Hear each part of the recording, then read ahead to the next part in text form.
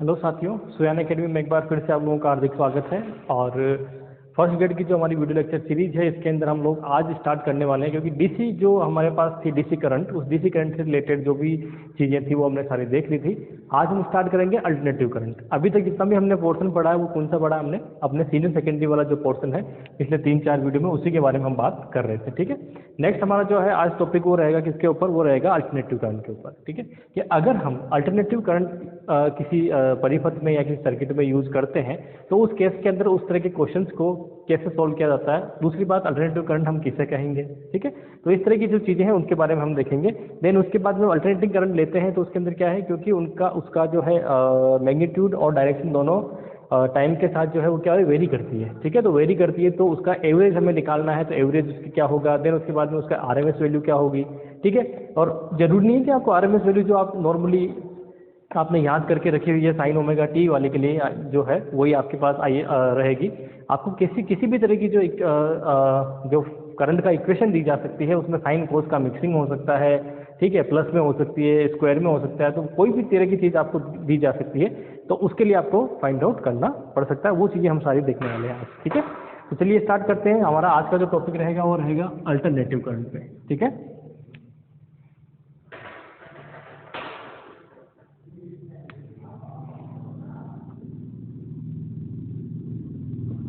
Alternating current. ठीक है, alternating current जो है वो हमारा आज का टॉपिक रहने वाला है। अब अल्टरनेटिंग करंट का मतलब क्या है? अल्टरनेटिंग करंट का मतलब देखिए, हम जब बात करते हैं डीसी की, डीसी मतलब डायरेक्ट करंट की, तो डायरेक्ट करंट में क्या है, टाइम के साथ अगर मान लीजिए जो करंट है या वोल्टेज है उसकी वैल्यू क्या रहती है, कॉन्स्टेंट रहती है, तो उसका मतलब वो क्या है, हमारा डीसी। और अल्टरनेटिंग करंट, अब ये भी क्या है, अगर ये कहेंगे तो ये क्या होगी, ये भी डीसी है, लेकिन ये क्या है, ये स्टैटिक करंट नहीं है। ये क्या है, क्योंकि ये चेंज हो रही है ना, ये करंट क्या हो रही है, चेंज हो रही है, यानी कि क्या, अस्थायी जो है वो अस्थायी डीसी है ना। इस तरह से कह सकते हैं कि डीसी का मतलब दिष्ट धारा, तो इसका मतलब क्या, अस्थायी दिष्ट धारा है। ठीक है, अल्टरनेटिंग करंट के लिए दिमाग में एक चीज दिमाग में रखिए आप, क्या कि अल्टरनेटिंग करंट अगर है तो उसमें डायरेक्शन जरूर चेंज होनी चाहिए। ठीक है, ओनली मैग्नीट्यूड में चेंज होने से हम उसको अल्टरनेटिंग करंट नहीं कह सकते। ठीक है, उसे अल्टरनेटिंग करंट नहीं कह सकते। ठीक है, उसमें क्या होनी चाहिए, डायरेक्शन भी चेंज होनी चाहिए। ठीक है, जब डायोड वाला केस हम देखेंगे जहाँ पे हम रेक्टिफायर के बारे में पढ़ेंगे, तब ऐसी चीजें आपके पास वहाँ आने वाली है ना। ठीक है, तो इसका मतलब दिमाग में रखिए कि एक चीज आपके यहाँ से कंसेप्ट क्लियर होना चाहिए कि जो आपके पास डिस्ट करंट है उसमें क्या होगा, टाइम के साथ ना तो मैग्नीट्यूड चेंज हो रहा है ना डायरेक्शन चेंज हो रही है। ठीक है, कांस्टेंट वैल्यू रहती है। लेकिन दूसरी एक और हो सकती है जिसमें क्या, मैग्नीट्यूड में फ्लक्चुएशन है ना, मैग्नीट्यूड में अगर फ्लक्चुएशन है ना, और करंट अगर चेंज नहीं है तो वो भी डीसी है, लेकिन डीसी कौन सी है, वो अस्थायी है। ठीक है, वो क्या है, अस्थायी है, अनस्टेबल जो है हमारे पास डीसी होगी। ठीक है, दूसरा, अगर अल्टरनेटिंग की बात करेंगे, अल्टरनेटिंग में क्या होगा, नॉर्मली जो अल्टरनेटिंग करंट है वो इस तरह की हो सकती है। पहली, ये जो हमारी साइन वेव हो सकती है। दूसरी, ये भी हो सकती है, क्योंकि अगर आप इसमें 90 डिग्री का फेज डिफरेंस लाते हैं तो क्या हो सकती है, कोस वाली हो सकती है। ठीक है, ये सिर्फ मैं फंक्शन लिख रहा हूँ, है ना। चलिए, क्योंकि ओमेगा टी भी लिख सकते हैं, तो ओमेगा टी कैसी, दूसरी के आगे कैसी हो सकती है, अगर मान लीजिए कुछ इस तरह की फॉर्म बन रही है तो ये कौन सी होगी, ट्राइंगुलर होगी। ठीक है, फिर कौन सी हो सकती है, ये हो सकती है जिसे हम क्या बोलते हैं, स्क्वायर। ठीक है, इस तरह की भी हो सकती है। तो ये सारी की सारी क्या है, इसके अंदर क्या हो रहा है, अब किसी में भी आप देख लीजिए, इसके अंदर डायरेक्शन जरूर चेंज हो रही है, और फिक्स टाइम के बाद में क्या हो रहा है, फिक्स टाइम के बाद में इसकी डायरेक्शन जो है वो चेंज हो रही है। तो फिक्स टाइम के बाद में अगर डायरेक्शन चेंज हो रही है तो इसका मतलब सारी की सारी कौन सी है, ये सारी की सारी अल्टरनेटिंग करंट होगी। ठीक है, डायरेक्शन बड़ा इंपॉर्टेंट है कि डायरेक्शन चेंज जरूर होनी चाहिए। तो नॉर्मली हम जितने भी अब आगे की जो कैलकुलेशन करने वाले हैं वो किससे लेने वाले हैं, साइन वेव से, है ना, हम स्टार्ट करेंगे। क्योंकि नॉर्मली हमारे घरों में या कहीं पे भी हम देखें तो जो करंट जनरेट होती है कौन सी होती है, साइन वेव जो है वो जनरेट होती है। ठीक है, जैसे हमारे जनरेटर यूज करते हैं या जो टर्बाइन होते हैं वो कौन सी जनरेट करते हैं, अल्टरनेटिंग करंट, ये वाले अल्टरनेटिंग करंट। ठीक है, तो हमारे लिए अल्टरनेटिंग करंट जो रहेगी वो क्या रहेगी, वो रहेगी I equal to I M sine omega T. ठीक है, तो अगर मैं इसको बनाना चाहूँ इसका डायग्राम, तो वो डायग्राम कैसे होगा, ये इस तरह से, मैं सिर्फ एक साइकिल की बात कर रहा हूँ। ठीक है, तो ये मेरे पास क्या है, करंट, और ये क्या है मेरे पास, टाइम। तो यहाँ से इस जीरो से स्टार्ट होकर यहाँ तक इसका एक साइकिल पूरा होता है। ये जो टाइम होगा, ये टाइम कितना हो जाएगा, कैपिटल टी, जिसे हम क्या बोलेंगे, टाइम पीरियड। ठीक है, ये क्या होगा हमारा टाइम पीरियड, यानी कि वो टाइम जिसमें कि एक साइकिल इसका कंप्लीट हो जाता है। ठीक है, साइकिल का मतलब क्या है, अब देखिए अगर मान लीजिए मैं इसको यहाँ से बिना तोड़े इसको घुमा के यहाँ लगाऊं तो ये क्या बन जाएगा,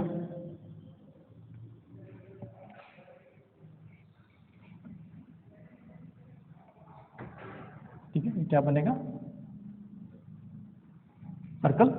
भाई यहाँ से था ना, हमने क्या किया इसको, ये इस तरह से मान लीजिए, तो यहाँ से तोड़ा और इसको क्या कर दिया, आगे लगा दिया, तो इसका मतलब सेम यही चीज़ बनी। तो इसका मतलब जो वस्तु या जो भी मान लीजिए पार्टिकल है वो क्या करता है, मान लीजिए यहाँ से स्टार्ट होकर वापस कहाँ पहुँच गया यहाँ, तो उसका मतलब ये क्या हुआ, एक साइकिल पूरा, क्योंकि उसके बाद उसी पथ को वापस रिपीट कर रहा है। ठीक है, तो ये क्या हुआ, एक साइकिल पूरा हो गया। यहाँ तक अगर हम जाते हैं, है ना, तो अभी टी आ गया हमारे पास टाइम पीरियड। तो यहाँ ओमेगा को कैसे डिनोट करते हैं, जो ओमेगा है हमारा, जिसे एंगुलर फ्रीक्वेंसी कहते हैं, वो क्या होगी 2π/t। ठीक है, तो एक कंसेप्ट यहाँ पे आ गया हमारा। ठीक है, अगला कंसेप्ट फ्रीक्वेंसी का। फ्रीक्वेंसी क्या होती है, फ्रीक्वेंसी होती है 1/t। फ्रीक्वेंसी क्या होती है 1/t। तो इसका मतलब ये क्या हो जाएगा, ω/2π ये, तो ω/2πf। ठीक है, ω क्या हो गया 2πf। तो यहाँ से हमने एक चीज़ और डिफाइन कर दी। ठीक है, ये छोटी छोटी चीज़ें हैं जो मैं अभी आगे यूज़ करने वाला हूँ, इसलिए मैंने यहाँ पे इनको लिखा है। ठीक है, कोई समस्या नहीं है। अब मान लीजिए मुझे इसको सॉल्व करना है, इस वाली इक्वेशन को, है ना, इस वाली इक्वेशन को सॉल्व करना है।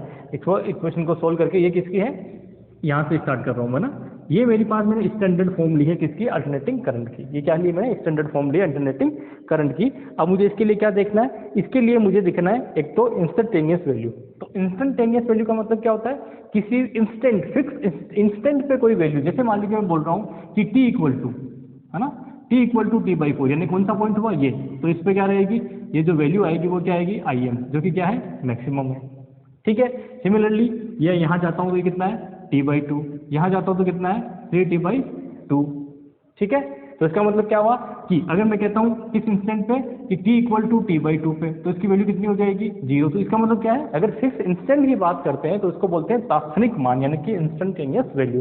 तो वो जो वैल्यू है उसका मतलब क्या है, किसी फिक्स इंस्टेंट पे, जो इंस्टेंट आपने लिया है उस पर वैल्यू कितनी है, उसे हम बोलते हैं इंस्टेंटेनियस वैल्यू। तो वो क्या होगी, वेरी करती है, इसके अकॉर्डिंग हम देख सकते हैं। ठीक है, चलिए नेक्स्ट आती है वह एवरेज वैल्यू। ठीक है, एवरेज कहाँ से लेते हैं, क्योंकि देखिए यहाँ से लेके यहाँ तक इसका जो है एक सर्कल पूरा होता है, एक साइकिल जो है वो पूरा होता है। ठीक है, एक साइकिल के बाद ये रिपीट करते हैं। उसका मतलब क्या है, हम एवरेज लेना चाहते हैं तो एवरेज क्या आएगा, इस पूरे टाइम के लिए आएगा, यानी कि t=0 से लेके t तक का जो है वो मुझे एवरेज फाइंड आउट करना, वो मेरी क्या हो जाएगी, एवरेज वैल्यू हो जाएगी। ठीक है, तो अगला देखते हैं।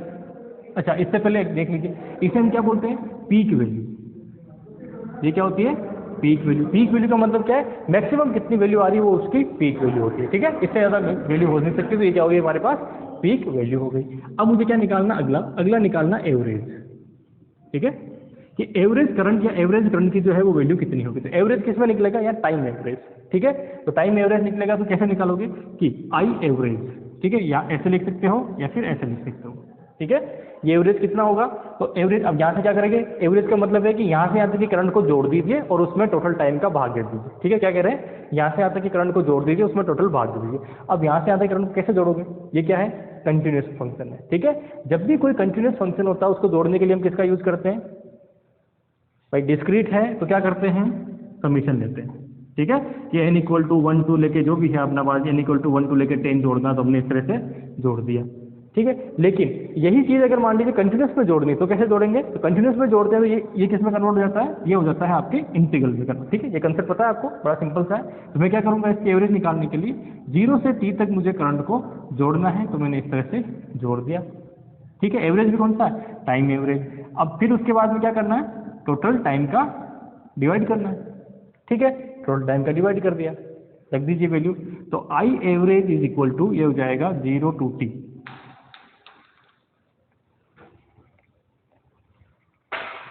आई average equal to 0 to t। I कितनी है, Im sin ωt dt over 0 to t dt।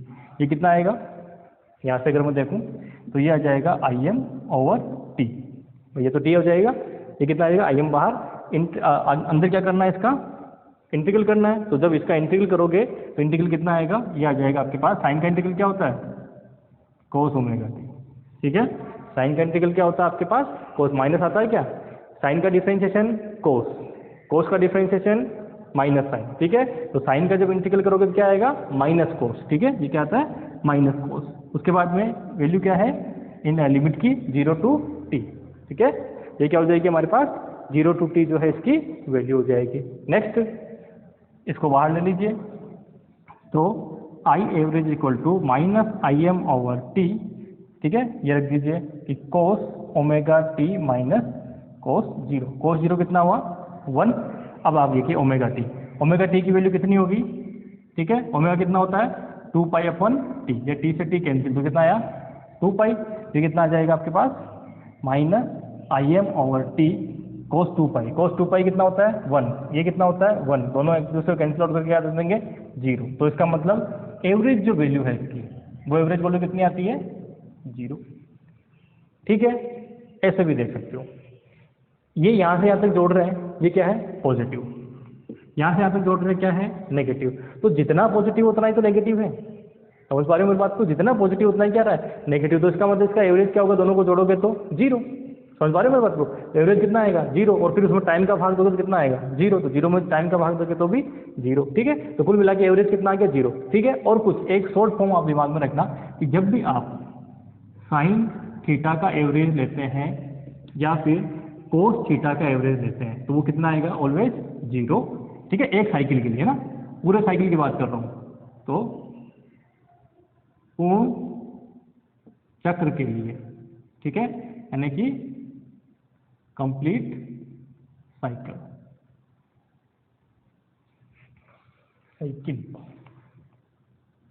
ठीक है, कंप्लीट साइकिल के लिए अगर देखें तो क्या होगा, ये हमेशा 0 आएगा। इसी तरह से एक चीज और दिमाग में रखिए कि साइन स्क्वायर थीटा और कोस स्क्वायर थीटा हो, ठीक है, इसके लिए एक साइकिल के लिए कितना आती है वैल्यू 1/2 आती है, कितनी आती है 1/2 आती है, ये दिमाग में रखें, ठीक है। तो यहाँ से आप क्या करें, जब आपको पता चले कि आपको किसका लेना, साइन का एवरेज लेना है या कोस का लेना, तो कितना आ जाएगा 0, तो आप इतनी सारी कैलकुलेशन आपको करने की जरूरत नहीं है, आप उससे देख सकते हैं, ठीक है। साइन और कोस का जो टाइम एवरेज आता है एक साइकिल के लिए 0 से t के लिए कितना आता है 0, और अगर स्क्वायर का लेना है तो कितना आता है 1/2 आता है, ये आप दिमाग में रखें, ठीक है। तो ये क्या आ गया हमारे पास एवरेज वैल्यू जो हमने फाइंड आउट कर ली इसकी। अब नेक्स्ट जो है वो है अपने पास RMS वैल्यू, है ना, रूट मीन स्क्वायर, ठीक है। नेक्स्ट कौन सी वैल्यू निकालनी है हमें RMS, यानी कि रूट मीन स्क्वायर, ठीक है, वर्ग माध्य मूल मान। तो देखो अब क्या करना है, जब आप ये वैल्यू फाइंड आउट करो तो उल्टा चलना है, इंग्लिश में जब लिखो तो उल्टा चलना है, हिंदी में लिखो तो सीधा चलना है। हिंदी में क्या कहते हैं वर्ग मूल माध्य, इसमें क्या है रूट मीन स्क्वायर। तो सबसे पहले क्या करो, अगर आपको RMS की वैल्यू चाहिए रूट मीन स्क्वायर, तो इसका मतलब क्या है उल्टा चलना है, पहले क्या करना है करंट का स्क्वायर, तो करंट का स्क्वायर कर दिया, फिर क्या लेना है मीन, तो मीन कैसे लेते हैं स्क्वायर का 0 to t dt divided by 0 to t और dt, रूट मीन, और उसके बाद में स्क्वायर स्क्वायर उल्टा चल रहा है, तो स्क्वायर मीन और फिर रूट, तो स्क्वायर मीन और इसका पूरे का क्या ले लीजिए रूट ले लीजिए, ठीक है। ये क्या हो गई रूट मीन स्क्वायर। हिंदी में लिखते हुए क्या लिखते हैं वर्ग माध्य मूल, तो पहले क्या करेंगे वर्ग, फिर उसका माध्य और फिर उसका मूल, आगे समझ में। तो इसका उल्टा हिंदी में सीधा चलना है और इंग्लिश में उल्टा, इंग्लिश में क्या चलते हैं हमेशा उल्टा ही चलना पड़ता है, ठीक है। चलिए तो अब क्या करते हैं RMS वैल्यू जो है वो इसकी इस तरह से फाइंड आउट करेंगे, इसको सॉल्व करना है, बड़ा सिंपल सा है, वैल्यू रख दीजिए आई स्क्वायर, यहाँ से रखेंगे तो क्या जाएगा IM स्क्वायर, ठीक है, integral 0 to t, IM square को रूट में से बाहर निकालिए तो क्या लिख देते हैं IM, ठीक है।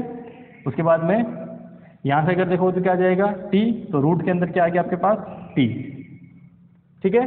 फिर यहाँ से अगर देखते हैं तो क्या मिलेगा हमारे पास ये वाला आई स्क्वायर, तो आगे क्या बचा sine square omega t dt, ठीक है।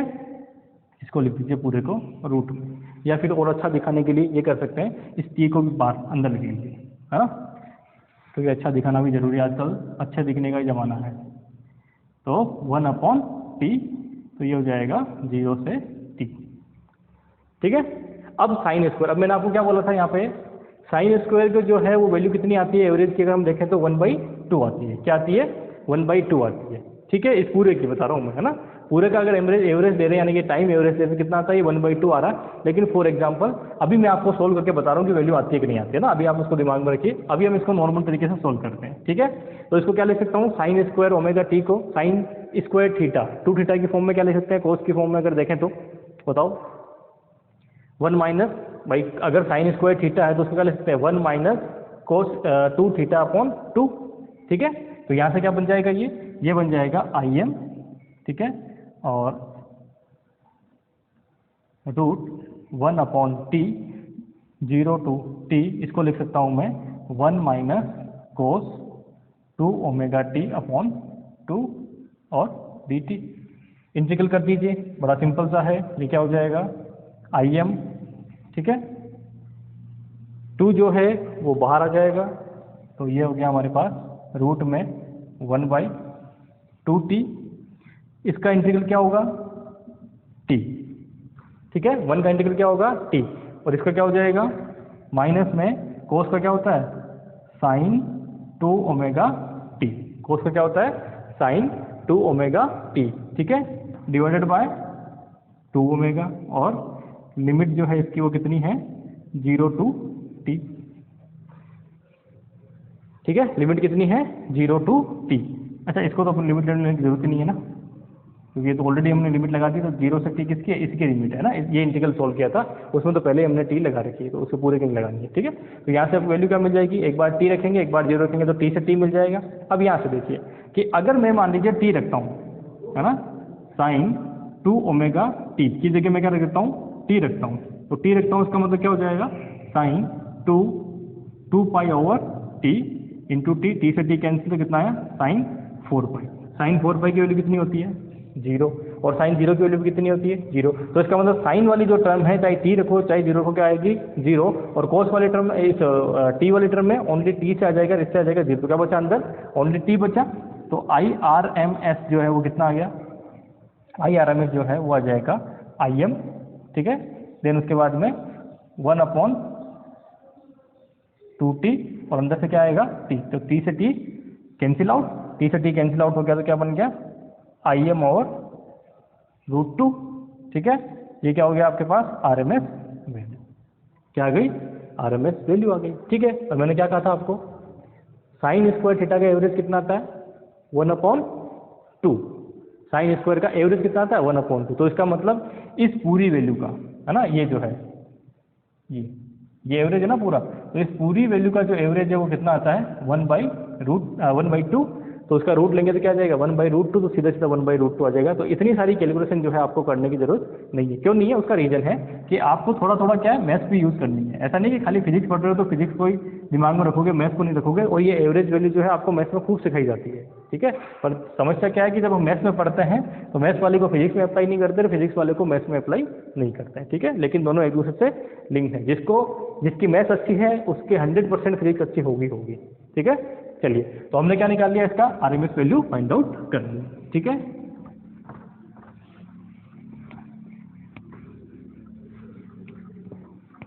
तो एवरेज वैल्यू आ गई, RMS कितनी आ गई, RMS आ गई, वो आ गई IM/√2, ठीक है।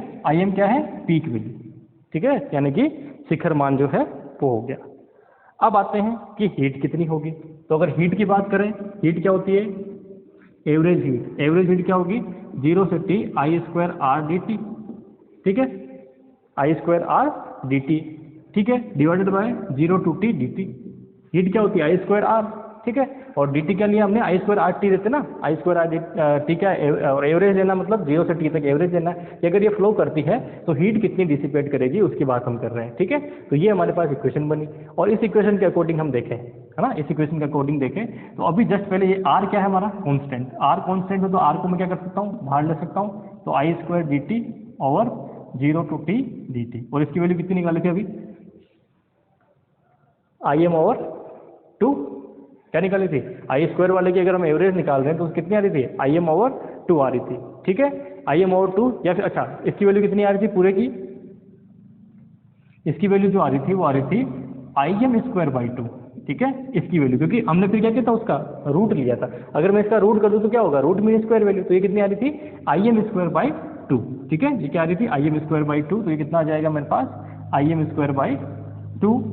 im² इसको क्या ले सकते हैं, RMS, तो ये कितना आ जाएगा, ये हो जाएगा IRMS² × R। ये क्या होगी मेरी एवरेज हीट, ये क्या होगी, एवरेज जो हीट है वो होगी, ठीक है। अब मान लीजिए सपोज करते हैं इस केस के अंदर कि आप जिस सर्किट में यूज कर रहे हैं मान लीजिए DC यूज कर रहे हैं, ठीक है। तो जब DC यूज कर रहे हैं तो DC से जो हीट होगी, मान लीजिए I जो है आपकी कितनी है, DC है, डिस्क करंट लेते हैं आप, ठीक है। तो डिस्क करंट लेते हैं, तो डिस्क करंट में क्या होगा, आ जाओ, तो डिस्क करंट में क्या होगा कि आपके पास अगर IDC है तो क्या लिखते हैं, IDC I² DC R। तो इसका मतलब क्या हुआ, एक सेकेंड है ना, अच्छा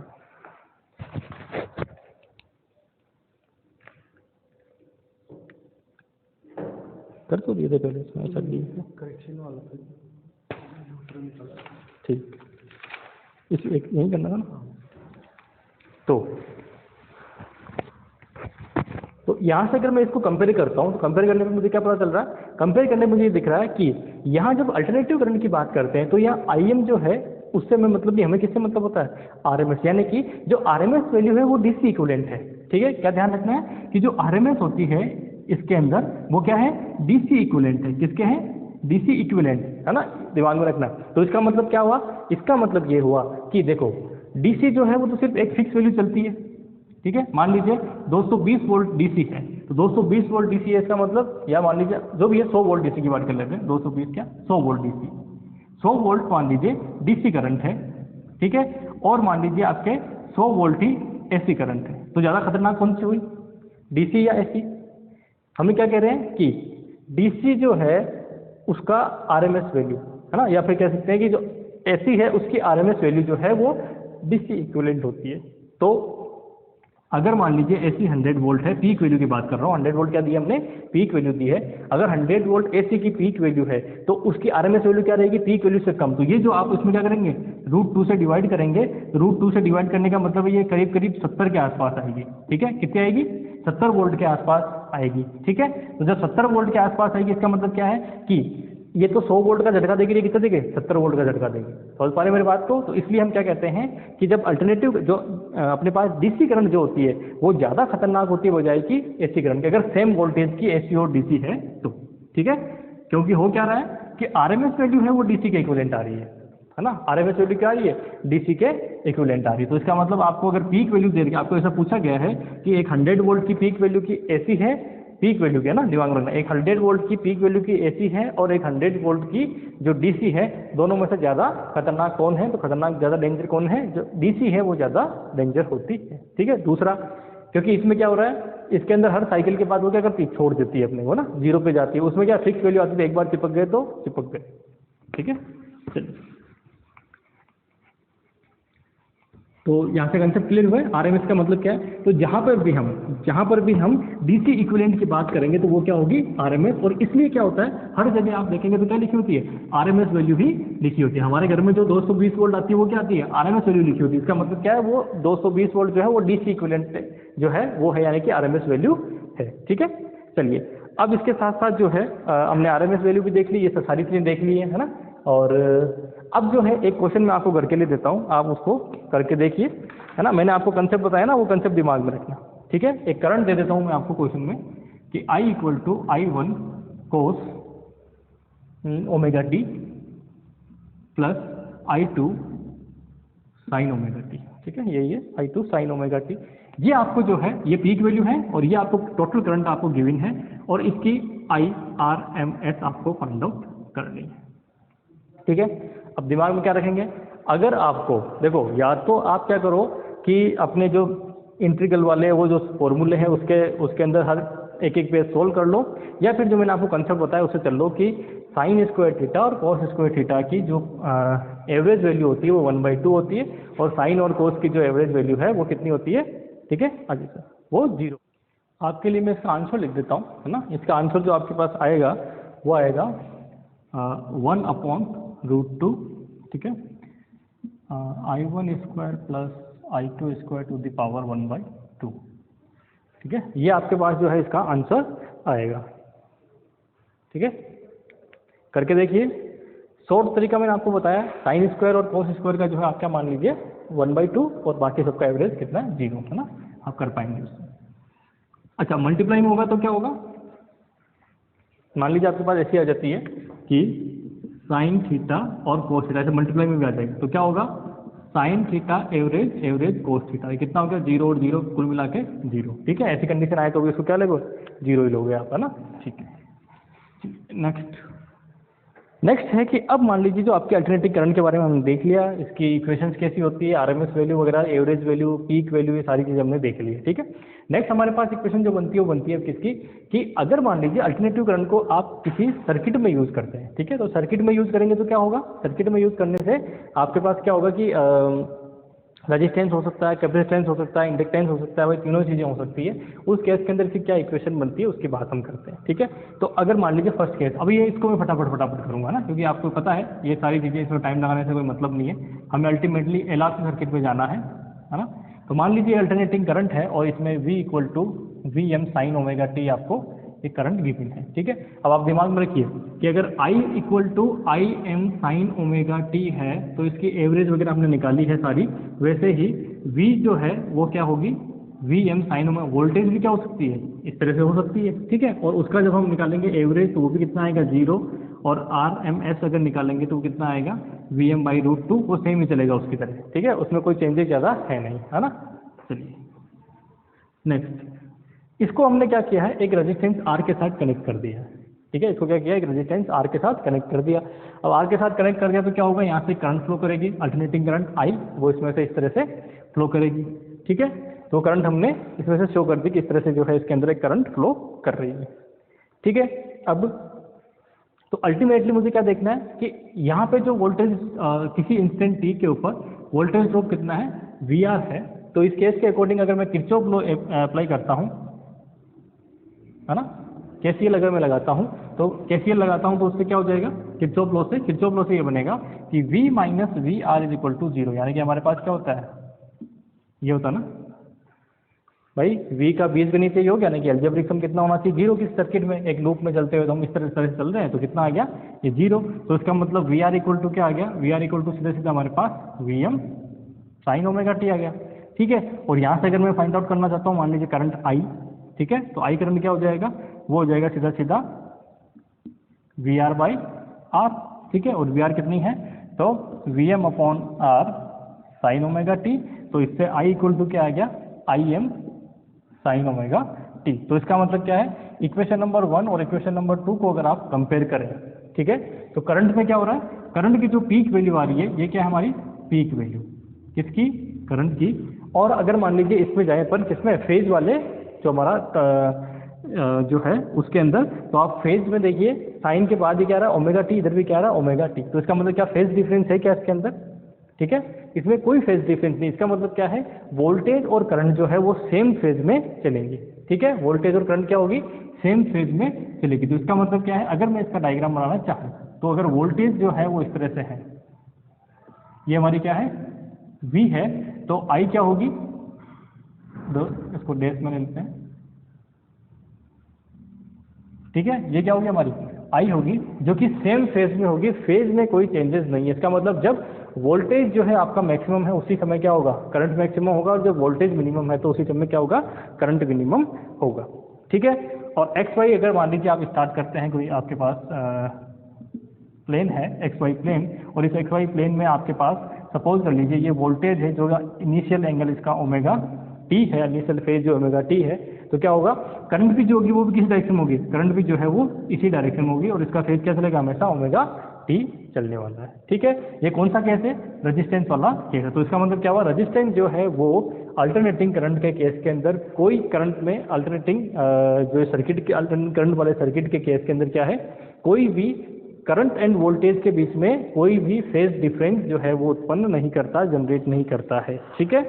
आगे समझ में, चले आगे, ठीक है। तो रेजिस्टेंस वाले केस में बड़ा सिंपल सा है। अब आते हैं हम किसके अंदर, इंडक्टेंस वाले केस में, ठीक है। और दूसरा रेजिस्टेंस क्या है, टाइम के साथ रेजिस्टेंस की वैल्यू में कोई चेंजेस नहीं आता है, ठीक है। अब आते हैं सेकंड केस में। सेकंड केस हमारा क्या है, सेकंड केस है कि हम रेजिस्टेंस में क्या ले लेते हैं, इंडक्टेंस ले लेते हैं, ठीक है। यानी कि एक हमने क्या लिख दिया, कोइल लगा दी है, और इस कोइल का इंडक्टेंस कितना है, एल है, तो यहाँ जो वोल्टेज ड्रॉप होगा वो कितना होगा, वी एल हो जाएगा। ठीक है, ये जो वी है वही हमारे पास V M sine omega T है। तो अब क्या होगा कि यहाँ पे जो वी एल था समीशन वही है कि v इज इक्वल टू कितना आना चाहिए, किरचॉफ लॉ से 0, तो इसका मतलब v minus V L equal to कितना होगा, 0 होगा। और वी एल कितना होगा, जब कोइल की बात हम करते हैं तो वी एल कितना लेते हैं, minus L D I over D T. ठीक है, पढ़ा आपने ये कौन सा, फेराडे लॉ से याद आ रहा कुछ, लास्ट में हमने देखा था इलेक्ट्रोमैग्नेटिक इंडक्शन के अंदर जो है फेराडे लॉ देखा था, तो फेराडे लॉ से हमने इंडक्टेंस को डिफाइन किया था वहाँ पे। ठीक है, तो ये क्या होता है, minus D phi upon D T, और फाई क्या होता है, एल आई होता है। तो हमने यहाँ पे वैल्यू रख दी, तो उससे हमारे पास क्या निकल गया, ये वैल्यू निकल के आ गई। ठीक है, नेगेटिव साइन क्या शो कर रहा है, नेगेटिव साइन शो कर रहा है यहाँ पे इसकी कि जो यहाँ वोल्टेज है जिसकी वजह से ये जनरेट हो रहा है इसके अंदर ईएमएफ, उसके अपोजिट होगा, तो वो हमारे पास है। ठीक है, हमने ऑलवेज यहाँ पे नेगेटिव ले ही रखा है ऑलरेडी जो है, तो कुल मिला के क्या हो जाएगा, L D I over D T is equal to V M sine omega T. ठीक है, तो यहाँ से ये वैल्यू आ गई हमारे पास, इससे हमने इसको माइनस साइन क्यों हटा दिया, क्योंकि देखो ये माइनस ऑलरेडी वही शो कर रहा है कि ये इससे क्या होगी, अपोजिट डायरेक्शन होगी, वो ऑलरेडी हमने माइनस यहाँ से ले रखा अपोजिट डायरेक्शन के अकॉर्डिंग। ठीक है, तो ये हमारे पास इक्वेशन बन जाएगी।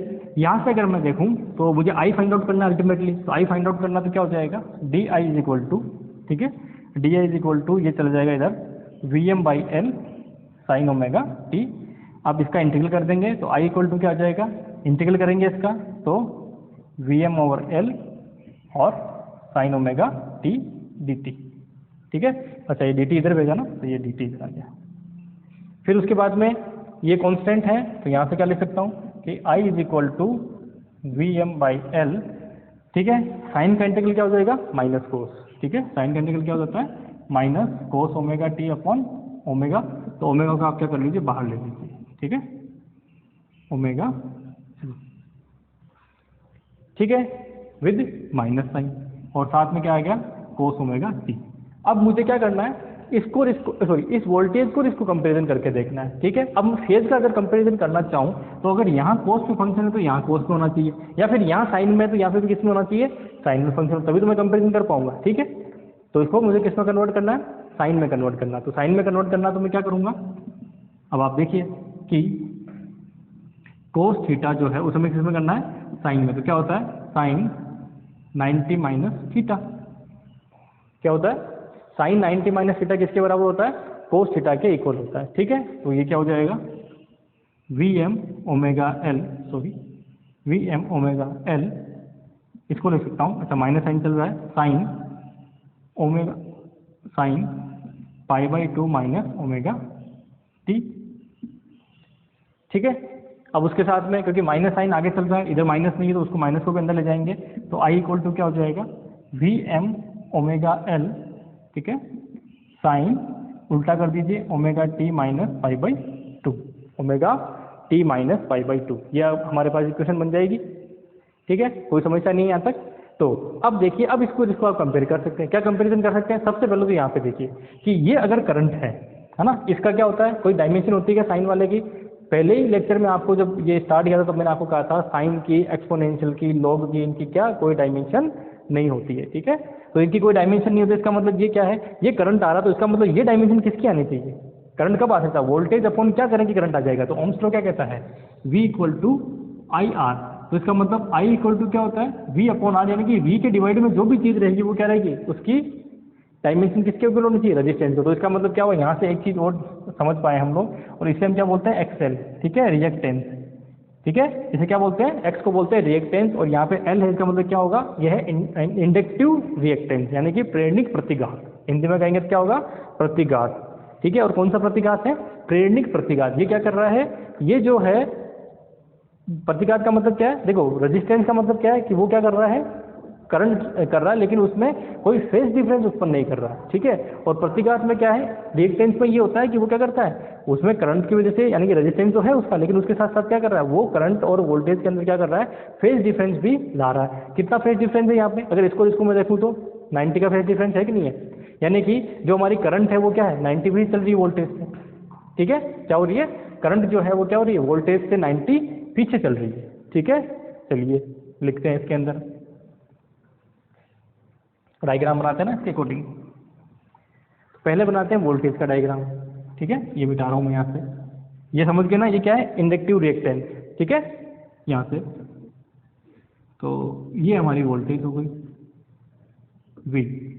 अब है करंट, ठीक है। करंट में क्या हो रहा है कि जब ओमेगा टी इक्वल टू 0 हो तो ये कितने पे आ रहा है, 0 पे, तो ये कितने पे आएगा, ये 0 होने पे ये कितना आएगा, साइन -90 -12 आएगा, तो कितना हो गया Vm/n। लेकिन मैक्सिमम वैल्यू होगी, लेकिन किस में होगी, नेगेटिव में होगी। तो इसका मतलब कहाँ से स्टार्ट होगा ग्राफ, यहाँ से स्टार्ट होगा, ये मैक्सिमम वाला। तो क्या होगा, करंट जो है वो यहाँ से ऐसे बढ़ेगी, ठीक है। फिर यहाँ पे क्या होगी, मैक्सिमम होगी। फिर यहाँ पे क्या होगी, मिनिमम होगी, और फिर यहाँ पे मैक्सिमम होगी। इस तरह से करंट आगे चलेगी। तो ये क्या है हमारे पास, आई है। जब वोल्टेज मैक्सिमम है तो करंट क्या है, मिनिमम, और जब करंट मिनिमम है तो वोल्टेज क्या है, मैक्सिमम। तो इसका मतलब क्या हुआ, इसका मतलब ये हुआ कि जो इंडक्टेंस है वो क्या करता है, करंट एंड वोल्टेज के बीच में 90 डिग्री का फेज डिफरेंस कर देता है। कितने कर देता है, 90 डिग्री का फेज डिफरेंस कर देता है, ठीक है। उसमें भी कौन आगे होगा और कौन पीछे होगा, तो उसकी बात करते हैं। तो ये हमारा XY प्लेन है, ठीक है, ये XY प्लेन है। इनिशियल में मान लीजिए ये कंडीशन है जो कौन सी है, ओमेगा टी, ठीक है। ये क्या है, ओमेगा टी जो है वो हमारी इनिशियल कंडीशन है, ठीक है। किसकी, इसकी बात कर रहे हैं, V की। अब इस V से करंट क्या है, 90 पीछे है, तो इसका मतलब यहाँ से इस तरह से लेंगे तो क्या हो जाएगी, करंट जो है I लिख देता हूँ मैं इसको, और ये एंगल जो है इसका, ये कितना है, यहाँ से यहाँ तक का, ये है π/2। समझ पा रहे हैं, इससे कितना है, -π/2। तो इसका मतलब पीछे की तरफ। अगर ये प्लस में होता तो कितने बनती, आगे की तरफ बन जाती, ठीक है। तो इस केस में क्या हुआ, इस केस में ये VL क्या है, यानी कह सकता हूं वोल्टेज π/2 एंगल आगे है करंट से, बस ये दिमाग में रखना। वोल्टेज क्या है, π/2 एंगल आगे है किससे, करंट से। आप देख सकते हैं करंट यहाँ है तो वोल्टेज से π/2 एंगल आगे चल रही है, ठीक है। आगे समझ में कोई समस्या नहीं है, हाँ, ये दिमाग में रखोगे। तो इसका मतलब एक इंडक्टेंस, अगर सिंपल इंडक्टेंस है तो वो क्या करता है, इन दोनों के बीच में 90 डिग्री का एंगल या फेज डिफरेंस ला देता है। चलिए नेक्स्ट क्या है हमारे पास, कैपेसिटर।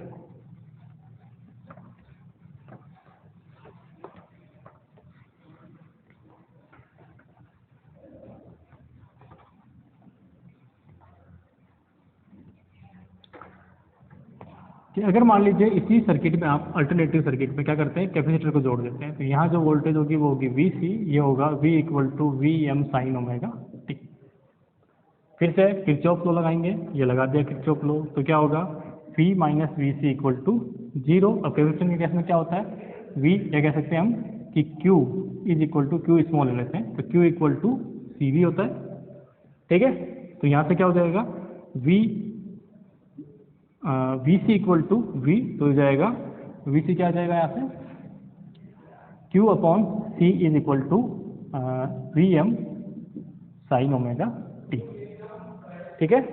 फाइंड आउट क्या करना है, तो सबसे पहले आप तो इसको इधर भेज दीजिए, क्योंकि मुझे फाइंड आउट क्या करनी है, करंट फाइंड आउट करनी है, ठीक है। क्या फाइंड आउट करनी है, करंट जो है मुझे फाइंड आउट करनी है। कराते हैं करंट फाइंड आउट। तो ये क्या है, चार्ज से करंट कैसे निकालेंगे, तो I =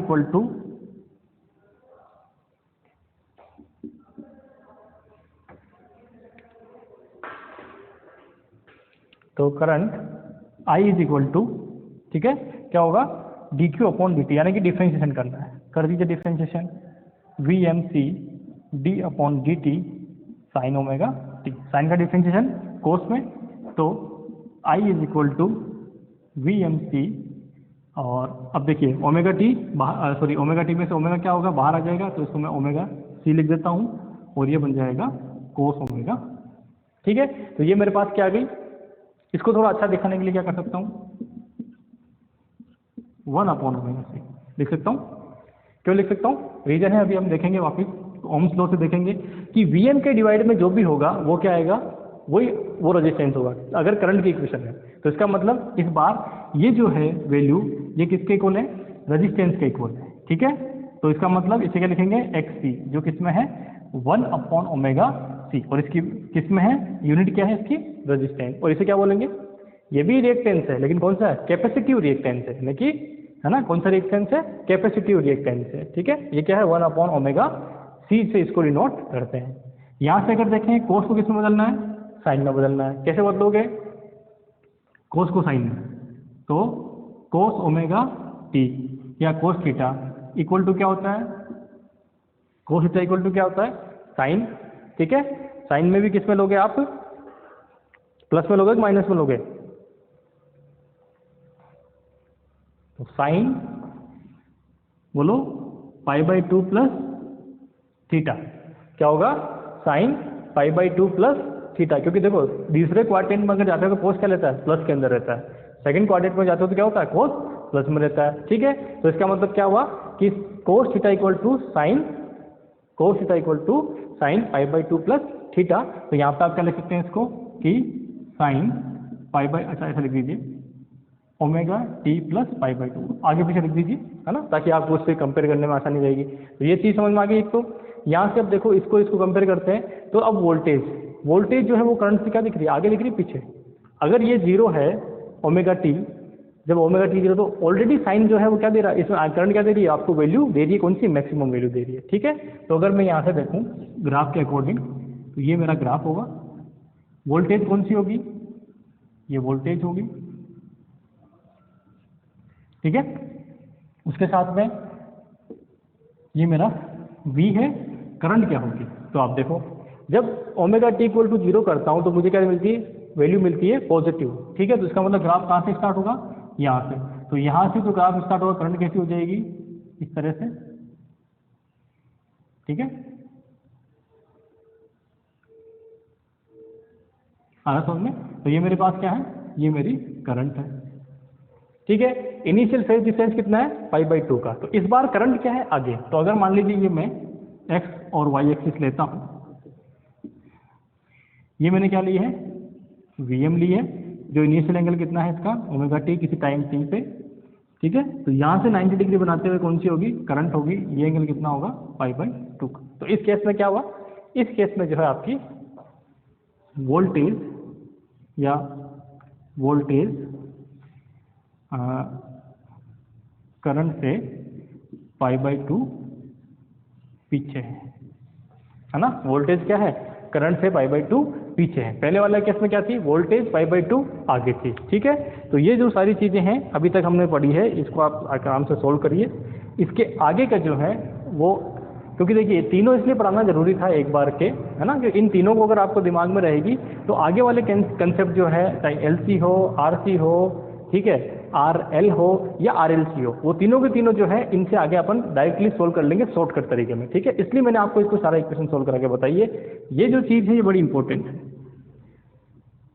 ये जो हम लिख रहे हैं ये इंपॉर्टेंट है, ये इंपॉर्टेंट है, XL इक्वल टू ωL, ये sorry XL equal to ωL, ये भी बहुत इंपॉर्टेंट है। तो इन सब चीज़ों को आप दिमाग में रखिए, ठीक है। और जो क्वेश्चन मैंने आपको दिए हैं वो आप करके आइए, ठीक है। फिर आगे हम बढ़ेंगे, अभी इस पर कोई क्वेश्चन आने वाला नहीं है, सिर्फ कंसेप्ट है, ठीक है। क्वेश्चन जो आएगा वो आपके LR सर्किट से आएगा या RC LC इन सर्किट से आएगा, तो वो हम सॉल्व कर लेंगे नेक्स्ट हमारे वीडियो के अंदर, ठीक है। चलिए आज के लिए इतना ही काफ़ी है, थैंक यू वेरी मच।